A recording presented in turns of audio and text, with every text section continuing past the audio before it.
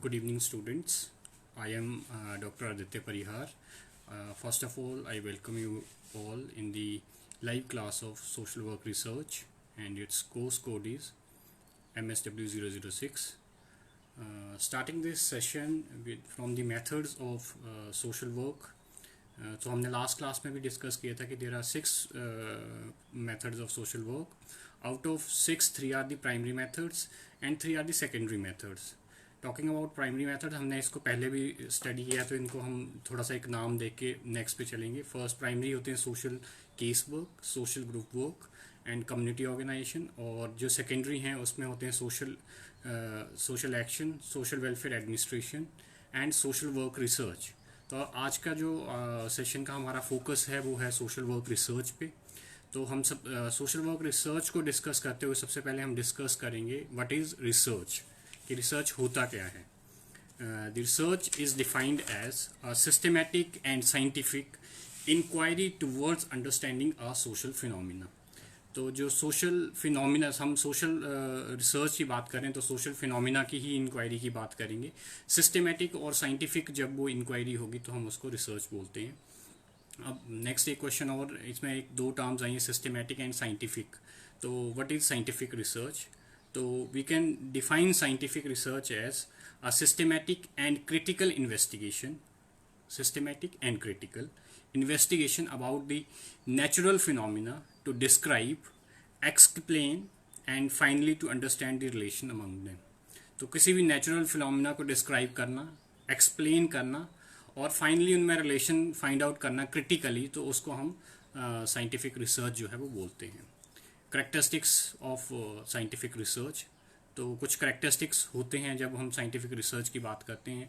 nearly about 3-4 characteristics हैं. First is objectivity, second is verifiability, third one is replication and fourth is prediction.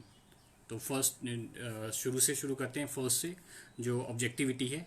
The most important characteristics of scientific research is objectivity. Research is beyond the subjective bias of researcher. The researcher make deliberate efforts to eliminate personal bias and prejudices. तो जो researcher है, objectivity का मतलब है कि आपका जो personal प्रेजुडाइसेस हैं या बाइस्ड बिहेवियर आपका वो नहीं आना चाहिए रिसर्च में. एक न्यूट्रल जो थॉट्स है वो लेके आपने रिसर्च जो है वो करनी है, ऑब्जेक्टिव रिसर्च करनी है. तो जो न्यूट्रल होगा उसको हम ऑब्जेक्टिव रिसर्च बोलते हैं. सेकेंड इज़ वेरीफाइबिलिटी, कि आप कोई भी रिसर्च जब हम कर रहे हैं तो उसका एक सबसे बड़ा जो करेक्टरिस्टिक है वो ये होता है कि हम उसको वेरीफाई कर सकें. अगर हम वेरीफाई नहीं कर सकते हैं तो उस रिसर्च को करने का कोई मतलब नहीं बनता. तो हम दो तरह से वेरीफाई करते हैं. First, analyse the same data on same sample through alternative tools. तो हम सेम जो आपकी रिसर्च है उसको सेम सैम्पल पे जो है वो करेंगे, पर हम जो टूल्स हैं उनको अलग तरह के टूल्स अप्लाई करेंगे. Secondly, replicating the study on different sample. आप जो हमने एक स्टडी की है उसकी स्टडी के जो टूल्स हैं वो वैसे ही रहेंगे, बट हम उसको जो है उसका जो सैम्पल है वो चेंज हो जाएगा. जैसे मान लीजिए आपने एक स्टडी किया है पंजाब यूनिवर्सिटी स्टूडेंट्स का, तो उस जो सेकंड केस है उसमें जो आपका सैम्पल है वो चेंज हो जाएगा. हम किसी और university, Guru Nanak Dev university, Punjabi university के स्टूडेंट्स को जो है वो अपना सैम्पल बना लेंगे. तो इस तरह से हम दो तरह से वेरीफाई करते हैं, एक तो सैम्पल को चेंज करके और एक जो है हम जो क्या करते हैं, आप टूल्स को जो है वो अल्टरनेटिव टूल्स जो वो यूज़ करके चेक करते हैं कि रिजल्ट्स किस तरह के आ रहे हैं. तो ये वेरीफाइबिलिटी है. Third is replications. The third characteristic of scientific research is replication. As such, through the use of scientific methods, it is possible to replicate the study and verify the results. तो हम scientific methods के through जो है replicate कर सकते हैं study को और verify कर सकते हैं results को. Last is predictions. Prediction is achieved through the use of statistical methods and data. Statistical methods जो हैं वो यूज़ करते हैं हम, अगर किसी तरह की प्रेडिक्शंस हमने सोशल रिसर्च के थ्रू करनी है तो. और इसमें सबसे अच्छा एग्जांपल जो है वो हमारे पास है रिग्रेशन एनालिसिस का. तो regression analysis is the most common statistical procedure in quantitative research which predicts about the phenomena under study. तो वो प्रेडिक्ट कर देता है आपके जो हम फिनोमिना को अगर हम स्टडी कर रहे हैं. ये तो हमारे करेक्टरिस्टिक्स थे जो हम बात कर रहे थे. चार तरह के करेक्टरिस्टिक्स हैं. First is objectivity, second is verify identifiability, third is replications and fourth is prediction. इसके बाद नेक्स्ट हम बात करेंगे जो सोशल साइंस रिसर्च है और सोशल वर्क रिसर्च है, किस तरह से वो एक जैसी हैं या उसमें कुछ डिफरेंस है, ये हम जानने की कोशिश करेंगे। तो शुरू करते हैं हम सोशल साइंस रिसर्च के स्टेप से, देखते हैं कि एक जैसा है या डिफरेंट है। तो जो फर्स्ट स्टेप है सोशल साइंस रिसर्च का और सोशल वर्क रिसर्च का, वो लगभग एक जैसा ही है, identification and formulation of problem. तो identification and formulation of problem जो है वो सोशल साइंस रिसर्च में भी होता है और वही हम सोशल वर्क रिसर्च में भी करते हैं। इसी तरह से सेकंड जो स्टेप है सोशल साइंस रिसर्च का, उसमें हमारा जो होता है वो हम फॉर्मुलेट करते हैं हाइपोथेसिस को। Hypothesis formulation second subject step है सोशल साइंस रिसर्च का। बट जब हम सोशल वर्क रिसर्च की बात करते हैं तो वहाँ पे हम सेकंड स्टेप जो है हमारा होता है नीड असेसमेंट का, कि हम नीड असेसमेंट करते हैं कि मान लीजिए आपने किसी कम्युनिटी की स्टडी करनी है तो हम पहले वहाँ पे नीड असेसमेंट करेंगे, उनकी प्रॉब्लम्स देखेंगे, उनके रिसोर्सेज देखेंगे, सब कुछ देख के हम वहाँ की नीड असेसमेंट जो है वो करते हैं। थर्ड स्टेप जो है सोशल साइंस रिसर्च में हमारे पास वो जो है वो है फॉर्मुलेशन ऑफ रिसर्च डिज़ाइन। तो और जो हम सोशल वर्क रिसर्च की जब बात करते हैं तो वहाँ पे selection of social work research design same है, लगभग सिमिलर हैं दोनों के, जो सोशल वर्क के रिसर्च डिज़ाइन भी और सोशल साइंस रिसर्च डिज़ाइन भी लगभग एक जैसे ही होते हैं। नेक्स्ट जब हम सोशल साइंस रिसर्च की बात करते हैं तो हमारे पास स्टेप आता है कलेक्शन ऑफ डेटा का, कि हम डेटा कलेक्शन की बात करते हैं। और जब हम सोशल वर्क रिसर्च की बात करेंगे तो वहाँ पे हम प्री इंटरवेंशन मेजर्स करते हैं, कि मान लीजिए हमने किसी एक ड्रग एडिक्ट्स के को स्टडी करना का एक ग्रुप लेके हम उसको स्टडी कर रहे हैं, तो हम उसकी प्री असेसमेंट करेंगे कि उनकी प्रॉब्लम्स क्या हैं, किस तरह की सिचुएशन में वो हैं, इंटरवेंशंस करने से पहले प्री असेसमेंट होगी। इसके बाद जो सोशल साइंस रिसर्च है उसमें हम analysis and interpretation of data की बात करते हैं। बट जो अदर साइड हम सोशल वर्क रिसर्च में हम इंटरवेंशंस करते हैं। अब हम अगर इनके एग्जांपल लेके चल रहे हैं एक ड्रग एडिक्ट का, तो वहाँ पे इंटरवेंशंस किस तरह की हुई, काउंसलिंग करेंगे, उनको डिफरेंट टाइप्स ऑफ थेरेपीज़ जो हैं वो दी जाती हैं। तो इसके बाद का जो नेक्स्ट स्टेप है वो हमारे पास आ जाता है सोशल वर्क रिसर्च में post interventions measurements.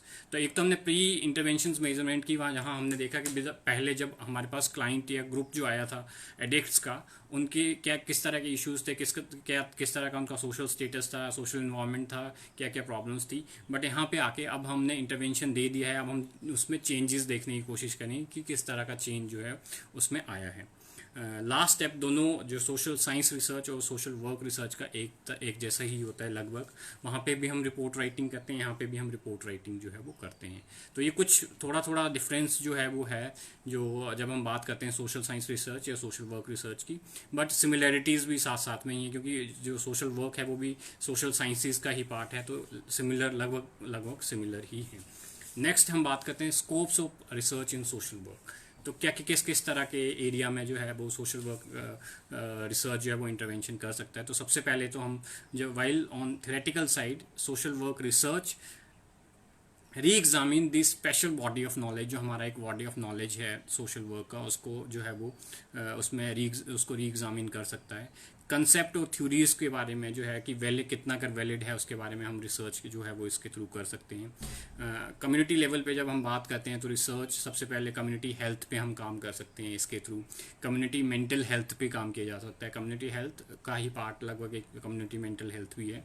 Child welfare की बात की जा सकती है, वीमेन वेलफेयर की हम बात कर सकते हैं, या वीमेन के जो रिलेटेड इशूज़ हैं, जेंडर रिलेटेड इशूज़ हैं, उनकी हम बात कर सकते हैं थ्रू सोशल वर्क रिसर्च।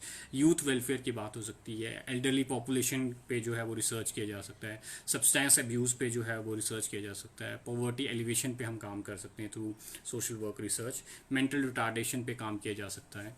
इसी तरह से जुवेनाइल डेलिक्वेंट्स के साथ जो है हम सोशल वर्क रिसर्च जो है वो कर सकते हैं। और last crime and correctional settings के साथ में भी जो है वो सोशल वर्क रिसर्च जो है वो की जाती है। तो ये स्कोप्स हैं जब हम सोशल वर्क रिसर्च की बात करते हैं। इसके बाद जो है हम स्टेप्स की बात करेंगे कि सोशल वर्क रिसर्च में स्टेप्स क्या क्या किस तरह से जो है वो काम करते हैं। तो सबसे पहला जो हमारा स्टेप होता है जब हम सोशल वर्क रिसर्च की बात करें, identification and formulation of problem.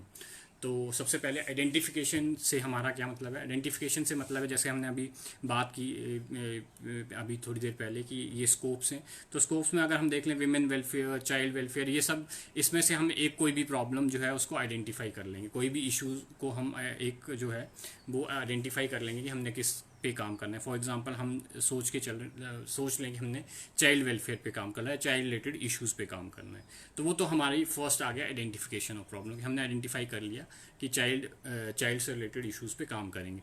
But जब हम चाइल्ड रिलेटेड इश्यूज़ की बात करेंगे, फॉर्मुलेट कर दिया हमने, आइडेंटिफाई कर लिया, तो वो काफ़ी ब्रॉडर एरिया है चाइल्ड इश्यूज़ का जो है। उस पर एक रिसर्चर कभी भी, मतलब कोई भी रिसर्च, एक इतना ब्रॉडर एरिया है कि कोई भी रिसर्च पूरे एस्पेक्ट्स को कवर नहीं कर सकता है। तो हम क्या करते हैं, सेकंड स्टेप जो कर लेते हैं वो लेते हैं फॉर्मुलेशन, जिसमें हम एक स्टेटमेंट जो है वो फॉर्मुलेट करते हैं, ऑब्जेक्टिव्स फॉर्मुलेट करते हैं और उसको हम जो है वर्केबल साइज में जो है वो कन्वर्ट कर देते हैं उस प्रॉब्लम को, जो है जो हमने आइडेंटिफाई किया इशू। मान लीजिए हम चाइल्ड के प्रोटेक्शन के इश्यूज़ पे बात करना चाहते हैं, तो प्रोटेक्शन या चाइल्ड एब्यूज़ के इश्यूज़ पे काम करना चाहते हैं, या चाइल्ड वायलेंस के इश्यूज़ पे काम करना चाहते हैं, तो ये जो है हमने फर्दर के कर दिया, उसको फॉर्मुलेट कर दिया, एक स्पेसिफिक वर्केबल साइज़ पे हम ले आए कि हम अगर चाइल्ड वायलेंस की बात कर रहे हैं तो उस पर हम काम किया जा सकता है, वो कोई इतना ब्रॉड टॉपिक नहीं कि उस पर काम नहीं किया जा सकता। तो ये हमारा जो है फर्स्ट फॉर्मुलेशन के बाद इसी में हम इवेल्युएशन ऑफ प्रॉब्लम भी करते हैं। जो फॉर्मुलेशन है इसमें एवेल्यूएशन किस तरह की होती है, फर्स्ट तो हम ये देखते हैं कि प्रॉब्लम जो है, जो हमने आइडेंटिफाई की है, फॉर्मुलेट की है, वो रीचेबल है, उसको रीच किया जा सकता है, या ऐसे ही ना हो जिसको हम रीच ही ना कर सकें। सेकेंडली, ये प्रॉब्लम नया है, या ऐसा ना हो कि आपने पहले ही कोई ऐसे इशू को आपने ले लिया है जिस पे पहले से ही काम हो चुका हो, तो नया इशू होना चाहिए थोड़ा सा। क्या इस प्रॉब्लम पे स्टडी करना सिग्निफिकेंट होगा, ये भी इवेल्युएट किया जाता है during the formulation of research problem. और लास्टली, फिजिबल है रिसर्च करना। अगर हम मान लीजिए आप एक केस लेके चल रहे हैं कि एक जो मेल है वो रिप्रोडक्टिव उस पर काम करना चाहता है, विमेन के इश्यूज़ पे, तो उसको थोड़ा सा काम करना मुश्किल है, इम्पॉसिबल तो नहीं है बट थोड़ा सा मुश्किल है। तो उन इस तरह के इश्यूज़ को देखा जाता है पहले कि फिजिबल हैं, किया जा सकता है, नहीं किया जा सकता है। फॉर्मुलेशन के बाद हमारा नेक्स्ट स्टेप जो है वो आता है, आइडेंटिफिकेशन और फॉर्मुलेशन के बाद नेक्स्ट स्टेप है हमारा फॉर्मुलेशन ऑफ हाइपोथेसिस। तो हाइपोथेसिस, सबसे पहले तो हाइपोथेसिस क्या होता है? हाइपोथेसिस एक टेंटेटिव स्टेटमेंट होती है हमारे पास, जो रिलेशनशिप के बारे में बताती है, दो वेरिएबल के बीच में किस तरह का रिलेशनशिप है। और ये दो वेरिएबल जो होंगे, एक होगा डिपेंडेंट वेरिएबल और सेकंड होगा इंडिपेंडेंट वेरिएबल। तो इन दोनों के बीच में किस तरह का रिलेशनशिप है, इसको जब हमने एक उसके बारे में जब हम एक टेंटेटिव या टेम्परेरी स्टेटमेंट बनाते हैं तो उसको हाइपोथेसिस बोला जाता है।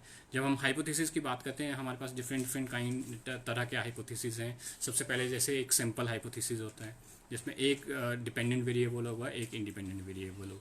उसके बाद कम्प्लेक्स हाइपोथेसिस, जिसमें दो या दो से ज़्यादा हमारे पास इंडिपेंडेंट या डिपेंडेंट वेरिएबल हो सकते हैं। उसके बीच में जो रिलेशनशिप की स्टेटमेंट हम बनाएंगे टेम्परेरी, उसको जो है हम कम्प्लेक्स हाइपोथेसिस बोलते हैं। नॉन डायरेक्शनल हाइपोथेसिस कि दो वेरिएबल के बीच में हमें ये आइडिया है कि कुछ रिलेशनशिप है, बट किस डायरेक्शन में ये रिलेशनशिप है ये हमें आइडिया नहीं है, तो उसको हम जो है नॉन डायरेक्शनल हाइपोथेसिस बोलते हैं। इसके बाद डायरेक्शनल हाइपोथेसिस, जिसमें हमें ये आइडिया होता है कि दो या तीन वेरिएबल के बीच में रिलेशनशिप है और किस डायरेक्शन में रिलेशनशिप है ये भी हमें जो है आइडिया पहले से होता है। इसका नेक्स्ट जो है नल हाइपोथेसिस। नल हाइपोथेसिस होता है जिसमें हम ये स्टेटमेंट बनाते हैं कि there is no relationship between two variables. तो नल के साथ जो है नेक्स्ट जो आता है हमारे पास अल्टरनेट हाइपोथेसिस आता है। अल्टरनेट हाइपोथेसिस हमेशा नल हाइपोथेसिस के साथ ही बनता है, और उसको अल्टरनेट इसलिए बोला जाता है क्योंकि वो उसके अल्टरनेट होता है। कि अगर आपने वहाँ पे लिखा है कि there is no relationship between two variables, तो अल्टरनेट जो होगा वो हमेशा ये बोलेगा कि there is a significant relationship, उसके अपोजिट ही होगा हमेशा वो। तो ये तो हमारे पास हाइपोथेसिस थे। इसके बाद नेक्स्ट जो स्टेप है सोशल वर्क रिसर्च में हमारा होता है to formulate the social work research designs. तो सबसे पहले what do you mean by research designs? Research design होता है, it is a blueprint of your research study. जब भी हम रिसर्च स्टडी की बात कर रहे हैं तो वो हमारी स्टडी का एक ब्लूप्रिंट, एक छोटा सा स्ट्रक्चर जो है, हम एक ब्लूप्रिंट बना के जो है वो चलते हैं, तो वो ब्लूप्रिंट जो है उसको हम रिसर्च डिज़ाइन बोलते हैं। हमारे पास डिफरेंट टाइप्स के रिसर्च डिज़ाइन होते हैं, एक्सप्लोरेटरी है, डिस्क्रिप्टिव है, एक्सप्लानेटरी है, डायग्नोस्टिक है, एक्सपेरिमेंटल है, लॉन्गिट्यूडनल है। वैसे तो हम इनको फर्दर डिस्कस करेंगे, हाइपोथेसिस भी हमने पूरी तरह से एक बार डिस्कस करना है, थोड़ा सा ब्रीफ में आपको आइडिया दे दूँ। तो first exploratory study, exploratory research design वहाँ यूज़ होता है जहाँ पे हम जो है फर्स्ट प्राइमरी स्टेज पे जो है वो हम फर्स्ट टाइम जो है वो स्टडी, या अभी मतलब उस पर ज़्यादा स्टडीज़ नहीं हुई हैं, तो हम उस टाइम उन स्टडीज़ में जो है हम एक्सप्लोरेटरी स्टडी डिज़ाइन यूज़ करते हैं। Second is descriptive. Descriptive study का मतलब होता है कि हम we try to answer the question what is going on, कि इस फिनोमिना में क्या चल रहा है, ये हम जब देखते हैं तो उसको हम डिस्क्रिप्टिव रिसर्च डिज़ाइन बोलते हैं। एक्सप्लानेटरी, हम वाई क्यों हो रहा है, हाउ वाई और हाउ को जो है वो इसमें हम डिफाइन करते हैं कि किस लिए, क्या रीजंस हैं इसके होने के पीछे, तो उसको हम एक्सप्लानेटरी रिसर्च डिज़ाइन बोलते हैं। इसके बाद है हमारे पास एक्सपेरिमेंटल रिसर्च डिज़ाइन।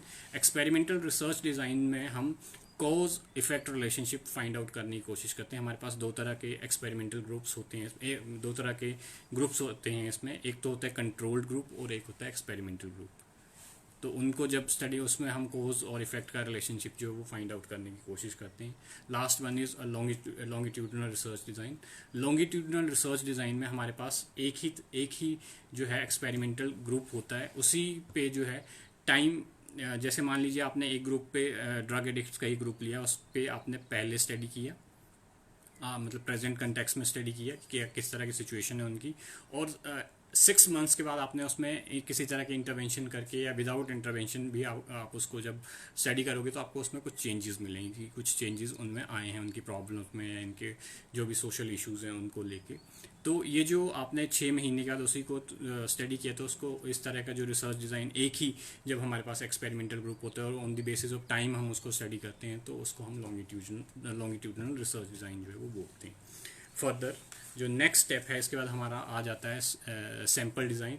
देखिए, जब हम सोशल साइंस या सोशल वर्क रिसर्च की बात करते हैं, तो हमने सोसाइटी में या कम्युनिटी में जाके जो है रिसर्च करनी है, और कम्युनिटी या सोसाइटी का साइज़ इतना बड़ा है कि एक पूरी पॉपुलेशन को स्टडी करना फिजिबल नहीं है सबके लिए, या वो काफ़ी ज़्यादा टाइम कंज्यूमिंग है, उसमें कॉस्ट इफेक्टिव भी नहीं है। तो हम क्या करते हैं, उस पॉपुलेशन जो हमारे पास यूनिवर्स है उसमें से एक ग्रुप ऑफ पॉपुलेशन को जो है सेलेक्ट कर लेते हैं अपनी स्टडी के लिए। बट वो सिलेक्शन इस तरह से किया जाता है कि वो एक पूरे जो यूनिवर्स है उसको जो है वो रिप्रेजेंट करे। जो आपने सैंपल लिया है वो पूरे यूनिवर्स को जो है, जो आपका यूनिवर्स है स्टडी का, उसको पूरे को जो है वो रिप्रेजेंट कर सके। हमारे पास फर्दर टाइप्स हैं जो सैम्पलिंग के, दो तरह की सैम्पलिंग होती है हमारे पास, probability and non probability sampling. अब एक क्वेश्चन अराइज होता है यहाँ पे कि हम जब सैम्पलिंग करेंगे तो हमें ये कैसे पता चलेगा कि हम प्रोबेबिलिटी करें या नॉन प्रोबेबिलिटी करें। तो एक टर्मिनोलॉजी होती है सैम्पलिंग फ्रेम। अगर आप हमारे पास sampling frame means list of information about the population in your universe, not the respondents of whole population. जो आपकी पॉपुलेशन है जिस पे आप रिसर्च करने जाते हो उसके बारे में लिस्ट ऑफ इंफॉर्मेशन अगर हमारे पास अवेलेबल है तो हम प्रोबेबिलिटी सैम्पलिंग यूज़ करते हैं, अगर नहीं अवेलेबल है तो हम नॉन प्रोबेबिलिटी सैम्पलिंग जो है वो यूज़ करते हैं। तो अगर हमारे पास वो लिस्ट ऑफ इंफॉर्मेशन अवेलेबल है तो हमारे पास, हम ये बोलते हैं हमारे पास सैम्पलिंग फ्रेम अवेलेबल है। अगर नहीं अवेलेबल है तो हम ये बोलते हैं कि हमारे पास सैम्पलिंग फ्रेम नहीं अवेलेबल था, तो हम जाते हैं towards non probability sampling method. Probability sampling method में भी फर्दर टाइप्स हैं हमारे पास काफ़ी, तीन चार तरह की जो है वो होती है, तीन चार तरह की जो है वो प्रोबेबिलिटी सैम्पलिंग होती है हमारे पास। First is simple random sampling, second one is systematic random sampling, third one is stratified random sampling. Stratified random sampling जो वो भी फर्दर दो तरह की होती है, एक proportionate stratified random sampling and disproportionate stratified random sampling. और जो फोर्थ है हमारे पास होती है क्लस्टर सैम्पलिंग, इसको ग्रिड सैम्पलिंग भी बोला जाता है। और last one is multi stage sampling. तो ये हमारे पास प्रोबेबिलिटी सैम्पलिंग के टाइप्स हैं। इसी तरह से नॉन प्रोबेबिलिटी सैम्पलिंग की जब हम बात करते हैं तो हमारे पास convenient sampling, snowball sampling, quota sampling and purposive sampling, ये टाइप्स हैं हमारे पास नॉन प्रोबेबिलिटी सैम्पलिंग के।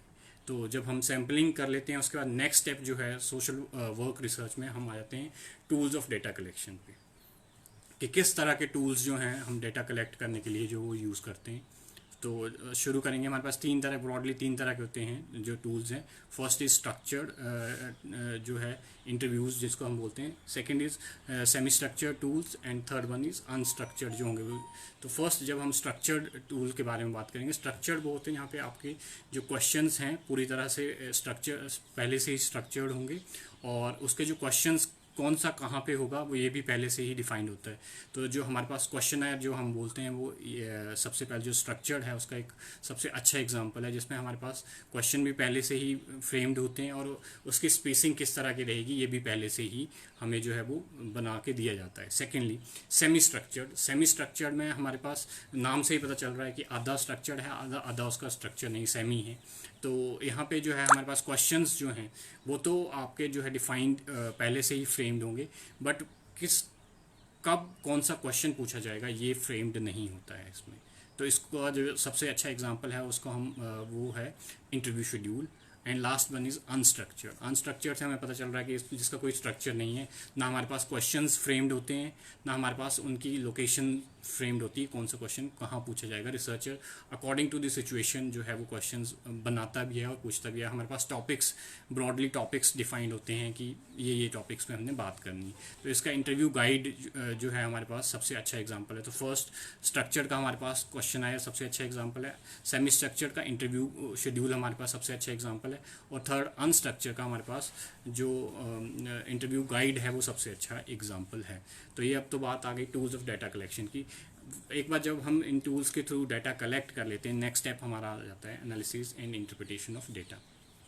एनालिसिस किस तरह से एनालिसिस होगा और क्या इंटरप्रिटेशन किस तरह से डेटा की जाएगी। तो एनालिसिस में सबसे पहला स्टेप जो है वो आता है हमारे पास कोडिंग का, कि हम डेटा जो आप एक रॉ डेटा लेके आए उसकी कोडिंग की जाती है। कोडिंग के बाद जो है डेटा को हम एक्सेल शीट पे या कोई भी सॉफ्टवेयर जो हम यूज़ करते हैं आजकल उसमें जो है डेटा को जो है एंट्री किया जाता है, और फर्दर जो है उसको टेबुलेशन जो है की जाती है। टेबुलेशन के लिए हमारे पास काफ़ी तरह तक के सॉफ्टवेयर्स हैं, और उसमें जो है अगर हम बात करें तो SPSS जो है हम यूज़ एट प्रेजेंट कर रहे हैं, जो अभी सोशल साइंसेज में यूज़ किया जाता है। इसके बाद जो नेक्स्ट स्टेप जो हमारे पास आ जाता है, लास्ट स्टेप जिसको हम बोलते हैं, वो है रिपोर्ट राइटिंग का, कि हमारे पास टेबुलेटेड डेटा भी है, हमारे पास जो इन्फॉर्मेशन थी वो सारी अवेलेबल है, तो हम उसकी जो है वो रिपोर्ट फॉर्म में उसको लेके आते हैं। तो ये तो हमारे पास आ गई जो है सोशल वर्क रिसर्च प्रोसेस, किस तरह से क्या क्या स्टेप्स हैं उसमें। इसके बाद जो नेक्स्ट टॉपिक जब हम आप अपने सिलेबस में देखोगे तो है रिसर्च प्रपोजल का। तो ये हमारे पास 6 स्टेप्स हैं ब्रॉडली जब हम बात करते हैं, सिलेक्शन से लेके रिपोर्ट राइटिंग तक। जब हम जब बात करेंगे नेक्स्ट यूनिट की, आपके जो सिलेबस है उसमें जो बात की गई है वो है रिसर्च प्रपोजल की। तो जब हम रिसर्च प्रपोजल की बात करते हैं उसमें नियरली अबाउट 8 स्टेप्स हैं, और 8 में से जो 6 स्टेप हैं वो सोशल वर्क रिसर्च के ही रिपीटेड हैं, उसमें 2 उसमें ऐड ऑन होते हैं। तो फर्स्ट जो है हमारे पास जो देखें कि सोशल वर्क रिसर्च में किस तरह के स्टेप्स हैं। First is selection and formulation of problem, second is formulation of hypothesis, third one is formulation of research design या formulation of social research design. इसके बाद है कलेक्शन ऑफ डेटा के बाद है analysis and interpretation of data, and last one is report writing. तो जब हम रिसर्च प्रपोजल की बात करेंगे उसमें 2 स्टेप और ऐड ऑन हो जाते हैं। वो है, एक तो है जो 7th स्टेप है वो है टाइम एस्टिमेट्स, और जो लास्ट है वो है बजट एस्टिमेट्स। तो टाइम एस्टिमेट देखिए, जो रिसर्च प्रपोजल है वो हम किसी एजेंसी के लिए बनाते हैं कि हमने किसी तरह का कोई प्रोजेक्ट लेना है या कोई रिसर्च स्टडी करनी है, तो हम एजेंसीज़ को बना के देते हैं। तो हम टाइम एस्टिमेट में ये बताते हैं कि हम कौन सा स्टेप, जो रिसर्च स्टेप हमने पहले बताए हैं, जो मैंने अभी हमने बात की थी, उसमें कौन सा स्टेप जो है वो उसको करने में, अचीव करने में कितना टाइम लग जाएगा। फॉर एग्जांपल हमें प्रॉब्लम को आइडेंटिफाई करने के लिए 2-3 हफ्ते लग जाएंगे। इस तरह से हाइपोथेसिस बनाने में हमें 3 से 4 वीक लग जाएंगे। तो इस तरह से हम जो है वो पूरा टाइम एस्टिमेट जो है वो सारा जो है एजेंसी को देते हैं। इसके बाद जो लास्ट स्टेप है वो है, हम बात करते हैं बजट एस्टिमेट्स की। जब हम बजट एस्टिमेट्स की बात करते हैं तो हमने पूरा जो है वो बजट बना के हम जो है देते हैं कि हाँ, जैसे आपने जो हमारा कितने का बजट जो है एस्टिमेट बनाएंगे हम, कि कितने रिसर्च जो है स्टाफ जो है हमें चाहिए रिसर्च करने के लिए, कितने उसमें से वॉलंटरी रिसर्चर्स रखे जाएंगे, कितने पेड होंगे, कितने का हमें फील्ड फील्ड वर्क के लिए कितने पैसे चाहिए। तो इस तरह से हम पूरा टोटल जो है वो बजट बना के जो है वो एजेंसी को देते हैं। तो ये हमारा जो है सोशल वर्क रिसर्च प्रोसेस और प्रपोजल जो है, एक रिसर्च प्रपोजल जो है वो यहीं पे ख़त्म हो जाता है। इसमें मैं टोटल 8 स्टेप्स बता देता हूँ आपको। फर्स्ट से शुरू करता हूँ, selection and formulation of problem. जब हम रिसर्च प्रपोजल की बात कर रहे हैं, selection and formulation of problem is the first step. Second is formulation of hypothesis. Third is formulation of research design. Fourth is collection of data. Fifth is analysis and interpretation. Sixth is report writing. Seventh is time estimate, and eighth is our budget estimate. तो ये तो हमारा जो proposal है उसके बारे में discussion हो गई। इसके बाद हम जो हमने जब हम सोशल वर्क रिसर्च प्रोसेस की बात करते हैं, उसमें हमारे पास एक बड़ा इम्पॉर्टेंट स्टेप जो है, second step, formulation of hypothesis है। तो इसको हम डिटेल में डिस्कस करेंगे अब कि हाइपोथेसिस होता क्या है, उसके कैरेक्टरिस्टिक्स क्या होते हैं, टाइप्स कैसे होते हैं, और टेस्टिंग किस तरह से जो है वो हाइपोथेसिस का किया जाता है।